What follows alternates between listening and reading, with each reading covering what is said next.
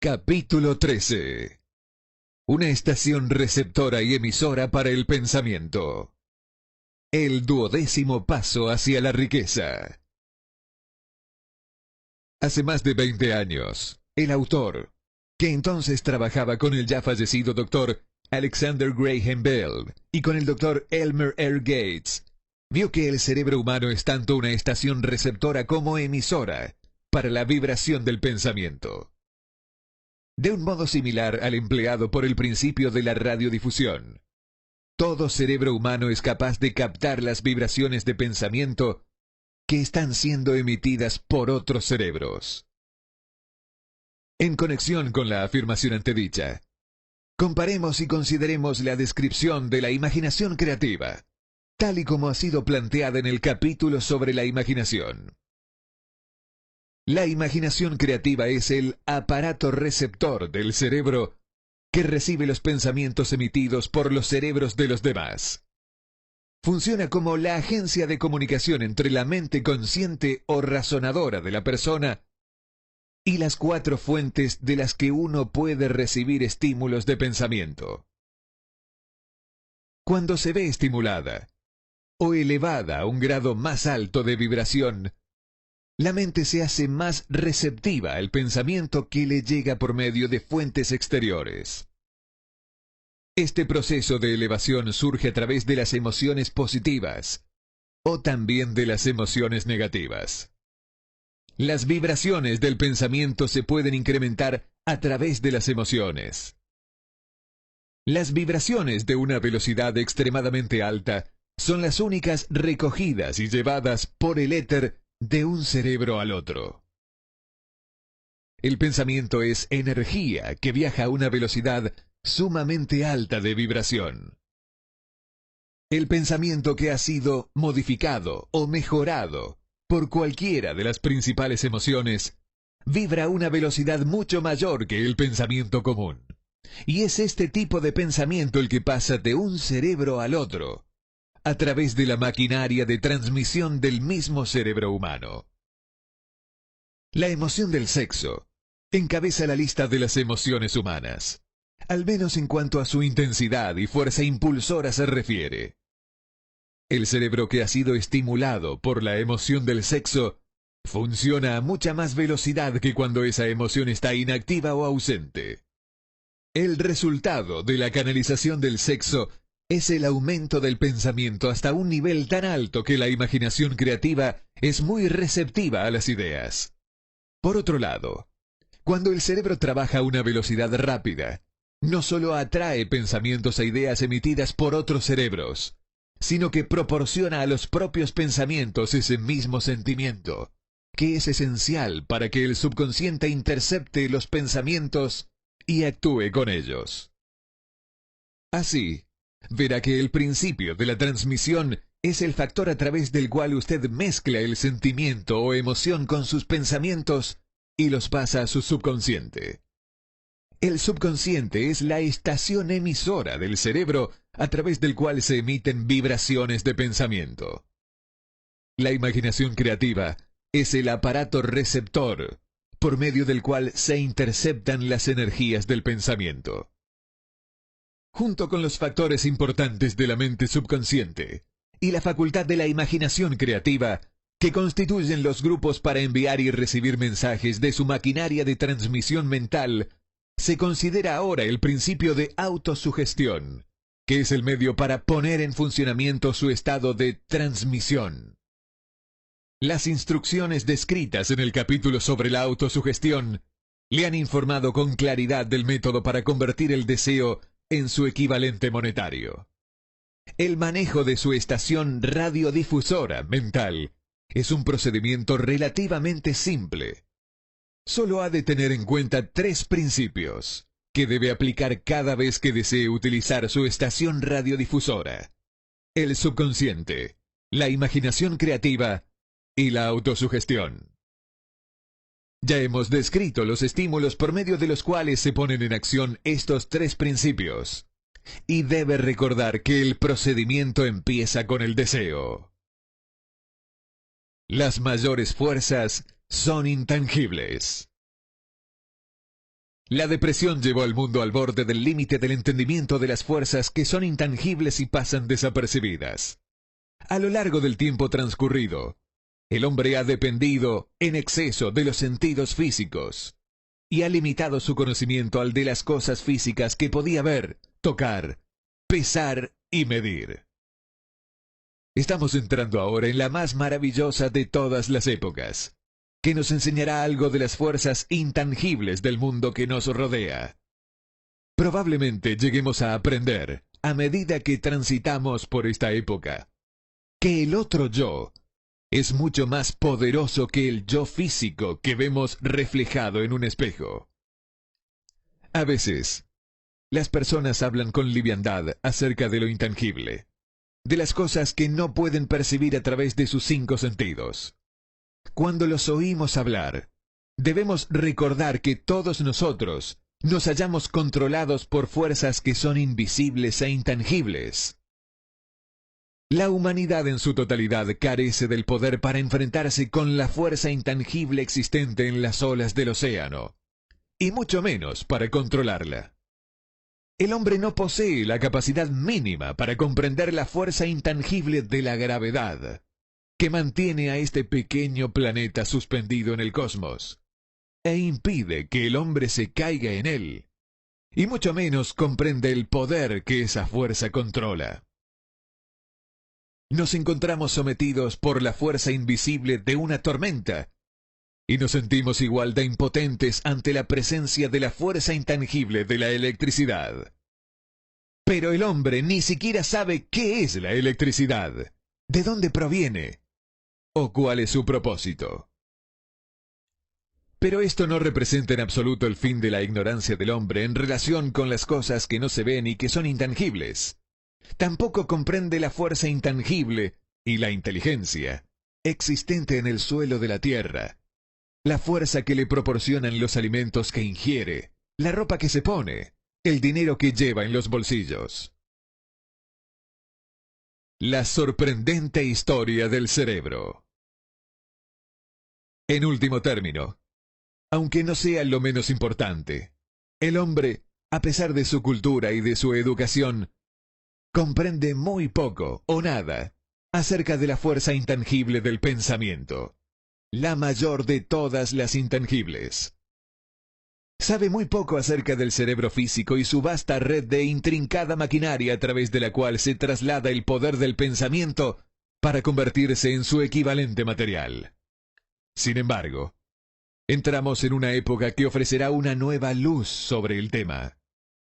Los hombres de ciencia han empezado a dedicar su atención al estudio de ese órgano tan maravilloso que es el cerebro, y, aun cuando todavía se encuentran en la fase de jardín de infancia de sus estudios, han descubierto ya conocimientos suficientes como para saber que el panel central del cerebro humano, el número de líneas que las células cerebrales conectan entre sí, es igual a una unidad seguida por 15 millones de ceros. La cifra es tan enorme, dijo el doctor C. Judson Herrick de la Universidad de Chicago, que las cifras astronómicas que hablan de cientos de millones de años luz se convierten, por comparación, en insignificantes. Se ha determinado que en el córtex cerebral hay entre 10.000 y 14.000 millones de células nerviosas, y sabemos que están dispuestas según una pauta establecida. Tales disposiciones no son casuales, sino ordenadas. Métodos de electrofisiología desarrollados recientemente han detectado la existencia de corrientes desde células muy precisas. También fibras con microelectrodos, amplificados con tubos de radio, han registrado diferencias de potencial de 1/1000ª de voltio. Es inconcebible que una red de maquinaria tan intrincada exista con el exclusivo propósito de transmitir las funciones físicas correspondientes al crecimiento y mantenimiento del cuerpo. ¿Acaso no parece posible que ese mismo sistema, que da a miles de millones de células cerebrales los medios para comunicarse entre sí, proporcione también los medios de comunicarse con otras fuerzas intangibles? El New York Times publicó una editorial explicando que una gran universidad, y un investigador inteligente en el campo de los fenómenos mentales están llevando a cabo una investigación organizada a través de la cual se ha llegado a conclusiones descritas en este capítulo y en el siguiente. El editorial hace un breve análisis del trabajo llevado a cabo por el Dr. Rhine y su equipo de asistentes de la Universidad Duke. ¿Qué es la telepatía? Hace un mes, en estas páginas citamos algunos de los notables resultados alcanzados por el profesor Rhine y su equipo en la Universidad Duke, a partir de más de 100.000 pruebas realizadas para determinar la existencia de la telepatía y de la clarividencia. Estos resultados fueron resumidos en los 2 primeros artículos publicados en la revista Harper's. En el segundo de ellos, que ha sido publicado ahora, su autor, E. H. Wright, intenta sintetizar lo que se ha aprendido, o qué parece razonable inferir, en relación con la exacta naturaleza de estos modos de percepción extrasensorial.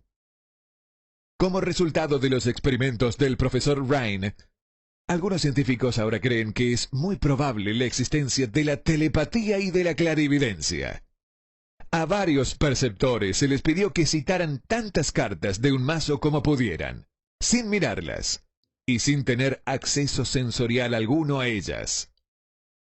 Se descubrió a un puñado de hombres y mujeres capaces de reconocer con regularidad y corrección tantas cartas que no había una sola posibilidad entre 1.000.000 de millones de que hubiera ocurrido así por casualidad. Pero, ¿cómo lo hicieron? Estos poderes, en el supuesto de que sean reales, no parecen ser sensoriales. No se conoce la existencia de ningún órgano que lo justifique. Los experimentos funcionaron bien no solo en la misma habitación, sino incluso a distancias de varios centenares de kilómetros. En opinión del señor Wright, estos hechos eliminan también el intento de entender la telepatía o la clarividencia con el uso de teorías físicas aplicadas a la radiación. Todas las formas conocidas de energía radiante disminuyen de forma inversamente proporcional al cuadrado de la distancia recorrida. Pero eso no sucede ni con la telepatía, ni con la clarividencia. No obstante, difieren por causas físicas, del mismo modo que nuestros otros poderes mentales. En contra de una opinión muy difundida, no mejoran cuando el perceptor se haya dormido o adormecido, sino que, al contrario, aumentan cuanto más despierto y alerta está. Rhine descubrió que un narcótico disminuye el nivel de aciertos de un perceptor, mientras que un estimulante siempre lo aumenta. Al parecer, el perceptor más fiable no puede alcanzar una buena puntuación a menos que intente hacerlo lo mejor que pueda. Una de las conclusiones a las que Wright llega con cierto margen de confianza es que la telepatía y la clarividencia son un mismo y único don. Es decir, la facultad que permite ver un naipe que está boca abajo sobre una mesa parece ser la misma que le permite leer el pensamiento que reside en otro cerebro. Hay varios motivos para creer esto. Por el momento, por ejemplo, estos 2 dones se han descubierto en toda persona que disfruta de uno de ellos. En todas esas personas, ambos dones han sido de un vigor igual y casi exacto. Las pantallas, las paredes, las distancias, no tienen el menor efecto sobre ninguno de ellos. A partir de esta conclusión, Wright se atreve a exponer lo que, en su opinión, no es más que un simple presentimiento, en el sentido de que también otras experiencias extrasensoriales pueden formar parte de la misma facultad, como los sueños proféticos, las premoniciones de calamidades y otras facultades similares. Al lector no se le pide que acepte ninguna de estas conclusiones, a menos que le parezca necesario hacerlo. Pero las pruebas que Rhine ha recopilado siguen siendo impresionantes. ¿Cómo reunir mentes para un trabajo en equipo? A la vista del anuncio del Dr. Rhine, en relación con las condiciones bajo las que la mente responde con respecto a lo que él denomina modos de percepción extrasensorial. Tengo ahora el honor de añadir a su testimonio la afirmación de que yo mismo y mi grupo hemos descubierto lo que creemos son las condiciones ideales bajo las que es factible estimular a la mente para que, de una forma práctica, se pueda hacer funcionar el sexto sentido descrito en el capítulo que sigue. Las condiciones a las que me refiero consisten en una fuerte alianza de trabajo entre dos miembros de mi equipo y yo. Gracias a la experimentación y la práctica, hemos descubierto cómo estimular nuestras mentes, mediante la aplicación del principio utilizado en relación con los consejeros invisibles, descritos en el capítulo siguiente. De tal modo que, por medio de un procedimiento de fusión de nuestras mentes en una sola, podemos encontrar la solución a una gran variedad de problemáticas personales presentados por mis clientes. El procedimiento es muy simple. Nos sentamos ante una mesa de conferencias. Exponemos con claridad la naturaleza del problema que hemos de considerar y a continuación empezamos a hablar de él. Cada uno de nosotros contribuye con aquello que se le ocurre. Lo más extraño de este método de estimulación mental es que sitúa a cada uno de los participantes en comunicación con fuentes de conocimiento desconocidas claramente, situadas al margen de nuestra propia experiencia. Si usted comprende el principio descrito en el capítulo sobre el equipo de trabajo, reconocerá sin lugar a dudas el procedimiento de mesa redonda descrito aquí como una aplicación práctica del trabajo en equipo. Este método de estimulación mental, a través de una discusión armoniosa de temas concretos, realizada entre tres personas, ilustra el empleo más sencillo y práctico de lo que es el trabajo en equipo. Al adoptar y seguir un plan similar, cualquier estudiante de esta filosofía puede entrar en posesión de la famosa fórmula Carnegie, brevemente descrita en la introducción.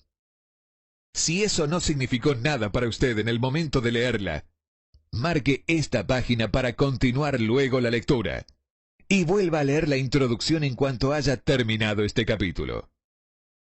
La depresión fue una bendición camuflada. Redujo al mundo entero a un nuevo punto de partida que le da a cada persona una nueva oportunidad.